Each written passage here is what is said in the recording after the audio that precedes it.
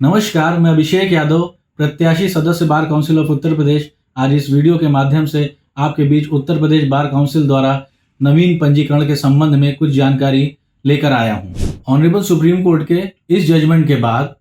इस जजमेंट के कंप्लायंस में, इस जजमेंट के अनुपालन में bar council of Uttar Pradesh ने भी आवश्यक निर्देश एवं शुल्क विवरण जारी किया है। जो विवरण इस प्रकार है कि जनरल और ओबीसी कैटेगरी को अब एडवोकेट एक्ट की धारा 24 के तहत सिर्फ और सिर्फ 750 रुपए तथा SC/ST को 125 रुपए ही देने होंगे। लेकिन कुछ ऐसी प्रक्रिया इसमें लागू की गई हैं जो पहले रजिस्ट्रेशन में नहीं हुआ करती थी, जिनको हम आपके साथ डिस्कस करना चाहते हैं। जैसे कि हम आपको बताएं कि फॉर्म जमा करने के पश्चात 1 माह के भीतर सभी शैक्षणिक प्रमाण पत्र, अंक पत्र संबंधित बोर्ड व विश्वविद्यालय को सत्यापन हेतु प्रेषित किया जाएगा। साथ ही पुलिस वेरिफिकेशन के लिए प्रत्येक जिले के वरिष्ठ पुलिस अधीक्षक को 1 माह के अंदर पुलिस वेरिफिकेशन हेतु भेजा जाएगा। यानी कि आपके फॉर्म जमा करने के बाद ये प्रक्रिया आपके फॉर्म जमा करने के बाद पूर्ण की जाएंगी। साथ ही पुलिस वरिष्ठ अधीक्षक को इस आशय के साथ पत्र भेजा जाएगा कि यदि किसी अभ्यर्थी के विरुद्ध कोई मुकदमा लंबित हो तो 45 दिन के अंदर आख्या प्रेषित करें, तथा जिन अभ्यर्थियों के विरुद्ध कोई मामला लंबित है उनके संबंध में किसी प्रकार की, जिनके खिलाफ किसी तरह का कोई मुकदमा नहीं है, उनके खिलाफ आख्या प्रेषित नहीं की जाएगी और 45 दिन के बाद ये मान लिया जाएगा कि उनके खिलाफ किसी तरह का मुकदमा पेंडिंग नहीं है।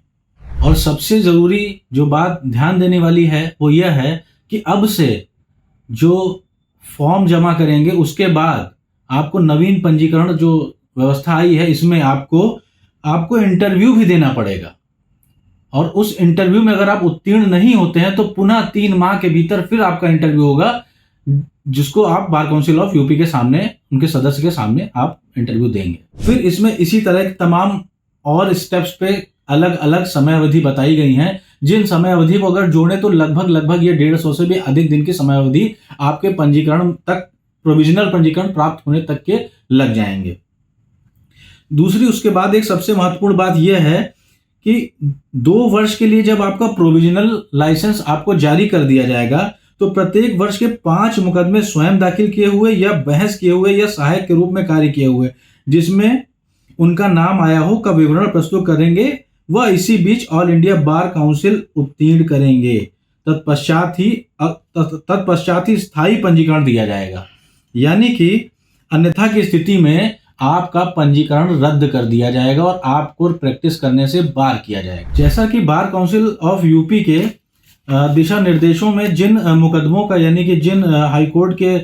रूलिंग्स का जिक्र किया गया है, उनको रूलिंग्स को पढ़ने के बाद जो मैंने उसका जिस्ट में आपको बताना चाहता हूं, उसमें लिखा है रिट सी नंबर 42/619/2023 में लिखा है कि it has been mentioned that a provisional licence issued pending and adverse police report may be cancelled upon such report being submitted.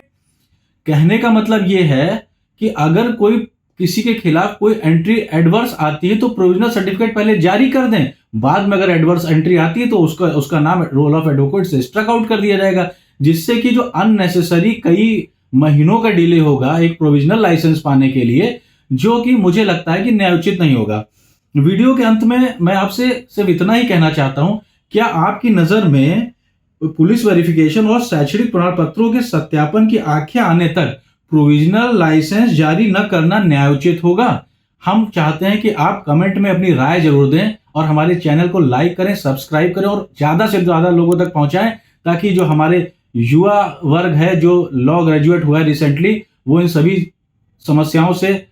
अवगत हो और हमारा साथ दे, ताकि इन समस्याओं को हम खत्म करें, इन व्यवधान को खत्म करें और आसानी से आपका पंजीकरण बार काउंसिल में हो सके और आप प्रैक्टिस कर सकें। धन्यवाद, नमस्कार।